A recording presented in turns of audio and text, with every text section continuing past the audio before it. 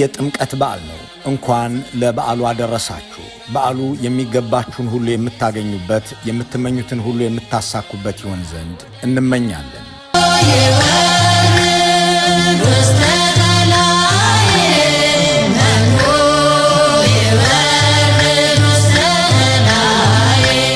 ይህ የአንድ የተወሰነ ህብረተሰብ ክፍል የሚያከብረው በዓል ብቻ አይደለም። በየዓመት በጉጉት የሚጠበቅ በአገር ሰው ብቻ ሳይሆን በቱሪስትም የሚናፈቅ ኢትዮጵያ ለዓለም ያበረከተችው ቅርስ ነው።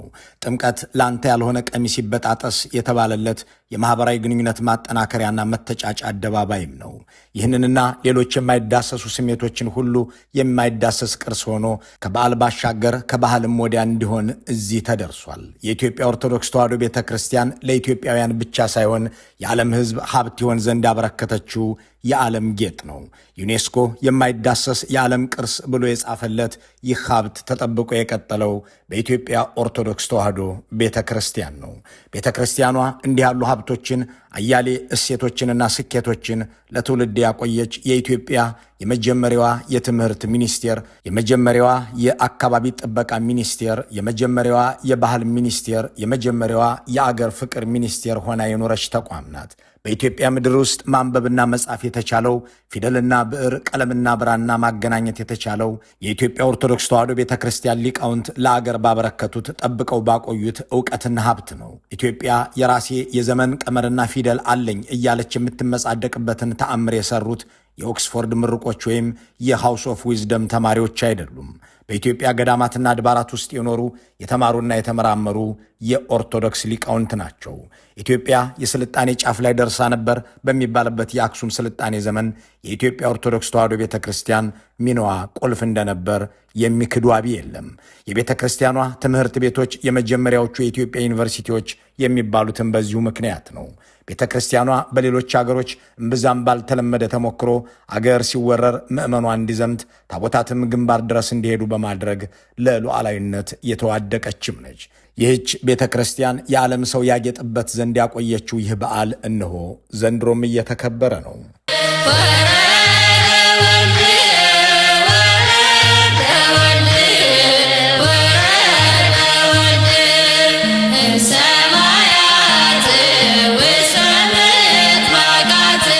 ከላሊበላ እስከ አክሱም ከመስቀል እስከ ጥምቀት ድረስ የኢትዮጵያ ኦርቶዶክስ ተዋሕዶ ቤተ ክርስቲያን የጠበቀቻቸው ሁሉ ለአገርም አበርክቶ ያላቸው ዓለምም እንደ ራሱ ንብረት እንዲመዘግባቸው የሆኑ ቅርሶችም ናቸው።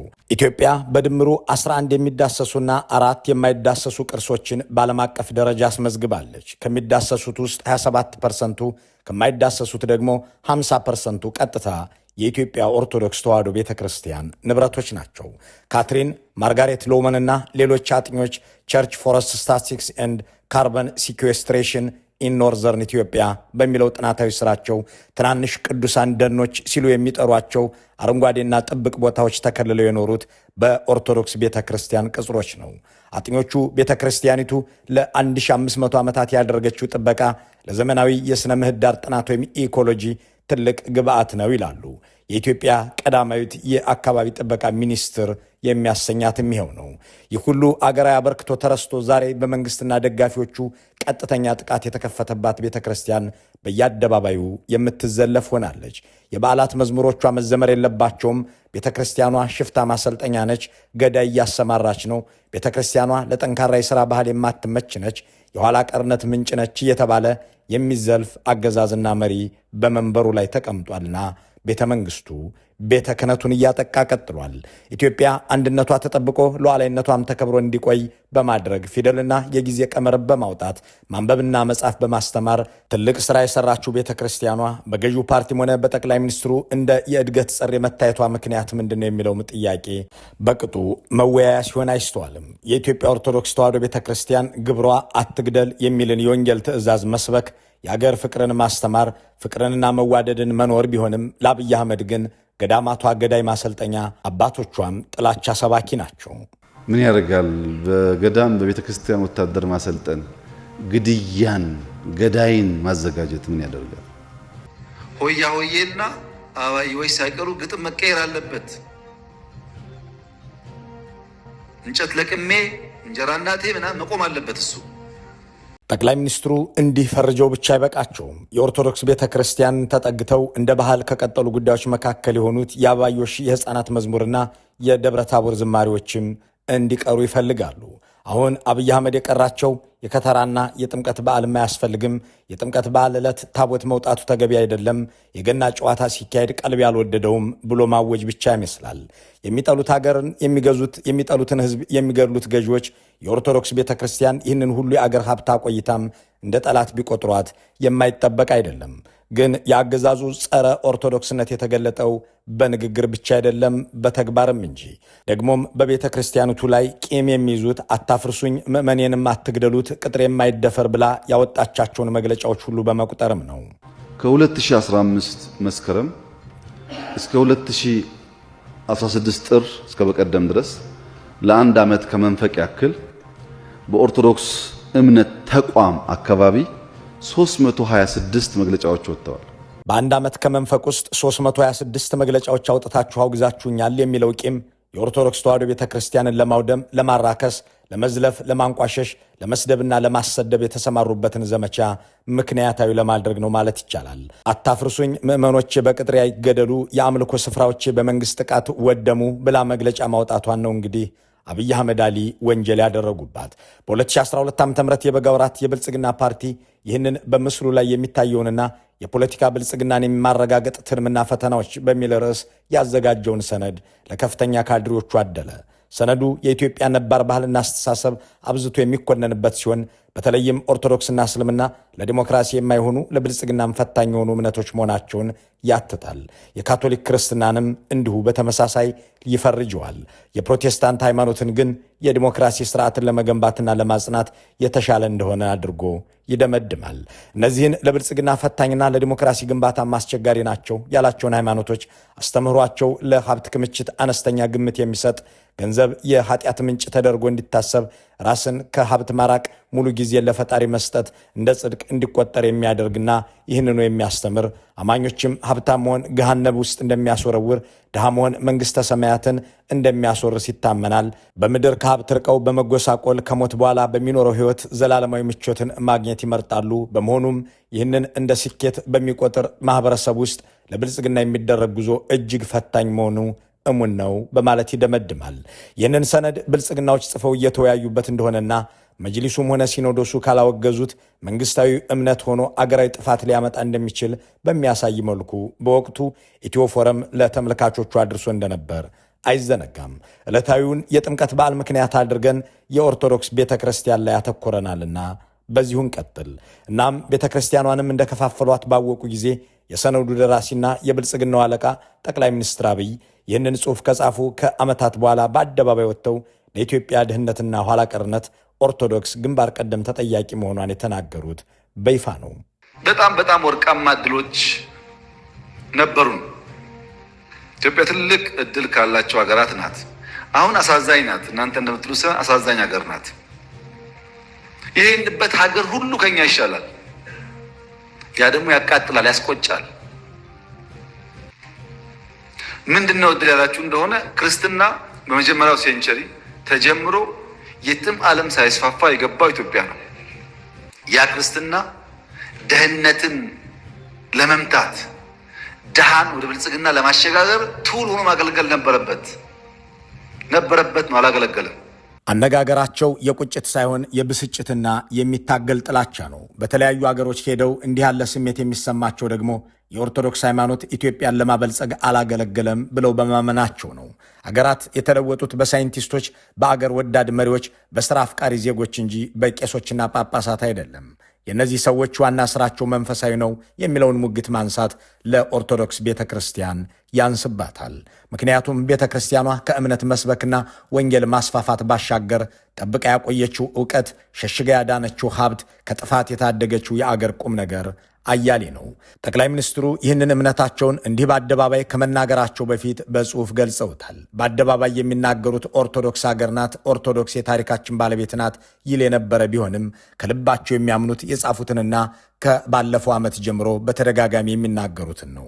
የሚተገብሩትም ያንኑ የጻፉትን ነው። ሲኖዶሱን የሚበታትን ቤተክርስቲያኗን የሚከፋፍል ፖለቲካቸውን በሚገባ ሲተገብሩና በዚህም ውጤት ሲያገኙ ታይቷል። የኦርቶዶክስ ተዋሕዶ ቤተክርስቲያን ለዓለም ያስተዋወቀችው የጥምቀት በዓል የብልጽግና ገዢዎች ወደ ስልጣን ሳይመጡ በተደረገ ጥረት በዩኔስኮ ተመዝግቧል። መስቀልም እንዲሁ። እነዚህ የኦርቶዶክስ ቤተክርስቲያንን የባንክ ሂሳብ ሳይቀር የሚዘርፉ፣ ምዕመኗን የሚገድሉ፣ ተቋሞቿን የሚያወድሙ፣ ቅርሶቿ ላይ ጦርነት የከፈቱ ሰዎች ወደ ስልጣን ከመጡ በኋላ ቤተክርስቲያኗን መስደብና ማሰደብ ስራቸው ሆኖ ዘለቀ እንጂ ለዓለም ቅርስነት የሚሆንን የእርሷን አሻራ ለማስመዝገብ አንዳች ጥረት አድርገው አያውቁም። የእነሱ ሥራ ወዲህ ነው። ኦርቶዶክስን መዝለፍ፣ ማዋረድ፣ መግደል፣ ማውደምና ማንቋሸሽ፣ የቤተ ክርስቲያኗን ንብረት ማዘረፍ። ከዚያም ይላሉ ቤተ ክርስቲያኗ 326 መግለጫ አውጥታ ወንጌልን ሳይሆን ወንጀልን ሰብካለች፣ አንድነትን ሳይሆን መለያየትን አስፍታለች፣ በዘር መለያየትን መክራለች ይላሉ። በድምሩ 326 መግለጫዎች ወጥተዋል። በወር 19 መግለጫ ማለት ነው። ቢያንስ አንድ ቀን ታልፈው አንድ ቀን መግለጫ አለ። በጅምላ የሚያወግዙ፣ በጅምላ የሚኮንኑ፣ ለግድያ የሚቀሰቅሱ፣ ላልተፈቀደ ሰልፍ የሚጋብዙ፣ ብጥብጥን፣ መለያየትን፣ አንድ አለመሆንን፣ በዘር መከፋፈልን በተለያየ መንገድ የሚያስፋፉ ናቸው። እነዚህ መግለጫዎች አንድ መለስ ብላችሁ ምን ነበር የወጡት? 326 መግለጫ በዚህ ጉዳይ አውጥተን 326ቱን የወንጌል ቃል ሰብከንበት ቢሆን ኖሮ ምን ያክል አትርፈንበታል የሚለውን ራሳችሁ መርምሩት፣ ፈትሹት። በየትኛው የቤተ ክርስቲያኗ መግለጫ ሰው እንዲገደልና በዘር እንዲከፋፈል ጥሪ ቀረበ የሚለውን ሙግት እንለፈው። ወንጌልን ሳይሆን መከፋፈልን የምትሰብኩት እናንተ ናችሁ የሚለው ፍረጃ ግን የእሳቸውን ግብ የሚጠቁም ነው። የእሳቸው ግብ የሚያዳክሙትን አንዳች የኢትዮጵያ ተቋም መማሰል ላይ ያተኮረ ነውና ኢላማቸው መግለጫዎቹ ሳይሆኑ አገር ያቆየችው ቤተ ክርስቲያን ነች። ሌላው ቀርቶ ምዕመኗን ቀስቅሳ ለአገር ክብር ዝመት ብላ እሳቸው እከተለዋለሁ የሚሉት ሃይማኖት የሚከበርበትን አገር በጳጳሳት ደም ሳይቀር በነጻነት እንዲቆይ ያደረገችው ኦርቶዶክስ ቤተ ክርስቲያን ነች። አብይ አህመድ ግን ጥቃት ከከፈቱባት 8ኛው ጥምቀት ተቆጠረ። ነባሩን የኢትዮጵያውያን ባህል እሴትና ሃይማኖት ደጋግመው ሲያወግዙ የሚሰሙት ጠቅላይ ሚኒስትሩ የአገሪቱ ባህላዊ ምግብ ሆኖ የሚጠቀሰውን የዶሮ ወጥ አላስፈላጊነት ሲያነሱም ሆነ ኦርቶዶክስን ለአገሪቱ ድህነት ተጠያቂ ሲያደርጉት የሚያዳምጧቸው ሰዎች ምክንያታቸው ይሄው በነባሩ ሃይማኖታዊና ባህላዊ እሴት ላይ የከፈቱት ዘመቻ ነው ይላሉ። በሰሜን ኢትዮጵያ ባካሄዱት ጦርነት ዋነኛ ኢላማዎቻቸው ገዳማት፣ መስጂዶችና ሃይማኖታዊ ቅርሶች እንደሆኑ ያደረጉት ጠቅላይ ሚኒስትሩ ቁሳዩን ሀብት በድሮንና መድፍ እንዲወድም በኤርትራ ተዘርፎም እንዲወሰድ ማድረጋቸው በዓለም አቀፍ መገናኛ ብዙሃን ጭምር ተዘግቧል። Ethiopia's influential Orthodox Church is facing a crisis that sparked weeks of unrest. It began after rebel bishops formed their own assembly in Oromia region. The government has restricted social media and banned protests. But is that enough? The Rock-hewn churches in Lalibela have stood for almost 900 years, it is thought. Last year, however, the UN expressed serious concern for their future as Lalibela became a battleground in Ethiopia's civil war. የራሱን ሲኖዶስ ለማቋቋም ያደረገው ጥረት ቤተ ክርስቲያኗን ለመበተን የተኮሰው መሳሪያ ነበርና የዓለም ሚዲያ አጀንዳ ሆኗል። የጣሊያን ወረራ እንኳን ያላጠቃቸውን ኢላማም ያላደረጋቸውን እንደ ላሊበላ፣ ደብረ ዳሞ ያሉ የዓለም ቅርሶች ላይ ጦርነት መክፈቱ ብልጽግና እንዲህ በዓለም ሚዲያ የሚዘገብለት ሆኖ የተባበሩት መንግስታት ቅርሶች የጦርነት ሰለባ ሆኑ እያለ እንዲናገርለት ሆኗል። ይህ በምስሉ ላይ የሚታየው የአፍሪካን አርጊውመንት ዘገባ የብልጽግናው መንግስት በትግራይ ህፃናትና እናቶች ገላና ህይወት ላይ ብቻ ሳይሆን በኢትዮጵያ ኦርቶዶክስ እና እስልምና ሃይማኖት ቅርሶች ላይ ወረራና ውድመት እንደፈጸመ የሚያሳይ ነው።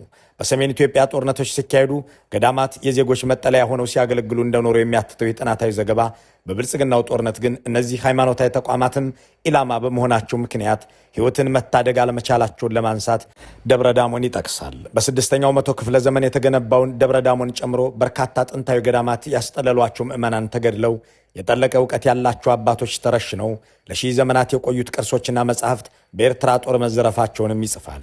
እንዲህ ያለውን ጥፋት አመቻችተውና ፈቅደው የለቀቁት የአገሪቱ ጠቅላይ ሚኒስትር አሁን ኦርቶዶክስና እስልምና የድህነት ጸር ናቸው ቢሉ ከዚህ ጸረ ሴማዊ ከሆነ አመለካከታቸው በመነጨ ነው ለሚለው ማሳያ ከሃይማኖት ጋር ትውፊታዊ በሆነ መንገድ ግንኙነት ያላቸውን ለደብረ ታቦር በዓልና ለቅዱስ ዮሐንስ የሚዘመሩትን መዝሙሮች ለአገራዊ ትርክት እንቅፋት ናቸውና መቀየር አለባቸው ያሉትን እናነሳለን።